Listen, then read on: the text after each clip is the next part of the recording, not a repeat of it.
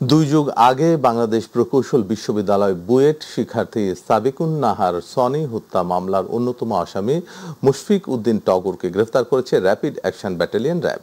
ঢাকায় এক ব্রিফিংয়ে র্যাব জানায়, গ্রেফতারের সময় তার কাছ থেকে একটি রিভলভার, মুখোশ ও ১৫৬টি গুলি জব্দ করা হয়েছে। এর আগে ২০০৩ সালে মুশফিক উদ্দিন টগরকে সনি হত্যা মামলায় আরও দুজনের সঙ্গে মৃত্যুদণ্ড দেওয়া হয়েছিল। পরে ২০০৬ সালে ১০ মার্চ হাইকোর্ট তাদের মৃত্যুদণ্ড কমিয়ে যাবজ্জীবন কারাদণ্ড দেন।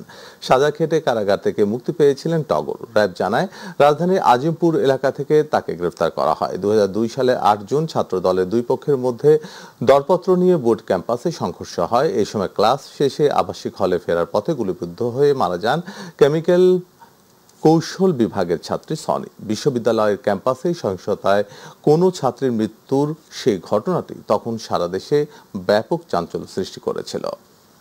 জিজ্ঞাসাবাদকালে জানা যায় যে তার পূর্ণ নাম মুশফিক উদ্দিন টগর এবং তিনি ২০০২ সালে ব্যাপকভাবে চাঞ্চল্য হওয়া বুয়েট শিক্ষার্থী সাবিকুন নাহার সনি হত্যা মামলার একজন অন্যতম আসামি ছিলেন।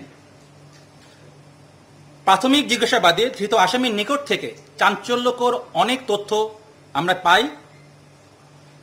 যে জিনিসটা বেশি ইম্পর্টেন্ট, যে সীমান্তবর্তী এলাকা হতে তিনি বিভিন্ন সময় অবৈধভাবে অস্ত্র ঢাকায় নিয়ে আসেন এবং বিভিন্ন মানুষকে তা সরবরাহ করে থাকেন।